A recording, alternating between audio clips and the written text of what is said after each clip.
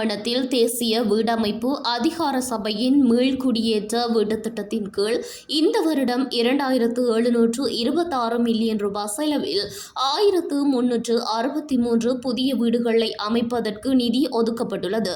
பயனாளிகள் தெரிவு செய்யப்பட்டு அடுத்த 6 மாதங்களுக்குள் இவ்வீட்டுத் திட்டத்தை பூர்த்தி செய்ய வேண்டும் என வீடமைப்பு, நிர்மாணம் மற்றும் நீர்வளங்கள் கௌரவ அமைச்சர் சுசில் ரணசிங்க அதிகாரிகளுக்கு பணிப்புரை விடுத்தார். வடக்கு மாகாணத்தில் முன்னெடுக்கப்படவுள்ள புதிய மீள்குடியேற்ற வீட்டுத் திட்டம் தொடர்பான விசேட கலந்துரையாடல் நேற்று 11ஆம் தேதி புதன்கிழமை மாலை கிளிநொச்சி மாவட்ட செயலகத்தில் நடைபெற்றது.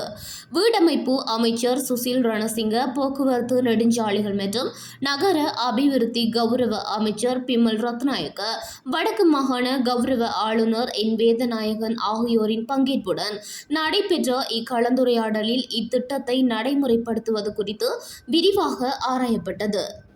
வடக்கு மாகாணத்தில் மொத்தமாக 7306 வீடுகள் தேவையுள்ள நிலையில் 2026ஆம் ஆண்டு முதற்கட்டமாக 1363 வீடுகளை அமைப்பதற்கு தீர்மானிக்கப்பட்டுள்ளது.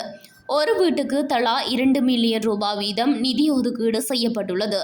எஞ்சிய வீடுகளை அடுத்த 3 ஆண்டுகளுக்குள் நிர்மாணித்து முடிக்க திட்டமிடப்பட்டுள்ளது. இக்கலந்துரையாடலில் 2019ஆம் ஆண்டு தேசிய வீடமைப்பு அதிகார சபையால் ஆரம்பிக்கப்பட்டு பாதியில் கைவிடப்பட்ட வீட்டுத் திட்டங்கள் குறித்தும் ஆளுநர் மற்றும் மாவட்ட செயலர்கள் அமைச்சர்களின் கவனத்துக்கு கொண்டு வந்தனர். இது தொடர்பில் மாண்புமிகு ஜனாதிபதியுடன் கலந்துரையாடி அதற்கான விசேட தீர்வை பெற்றுத் தருவதாக அமைச்சர்கள் உறுதியளித்தனர். தேசிய வீடமைப்பு அதிகார சபையின் மீள்குடியேற்ற வீட்டுத் திட்டத்துக்குரிய பயனாளிகள் பட்டியல் அடுத்த 2 அல்லது 3 வாரங்களுக்குள் இறுதி செய்யப்பட்டு பகிரங்கமாக காட்சிப்படுத்தப்பட முடியும் என தெரிவிக்கப்பட்டது.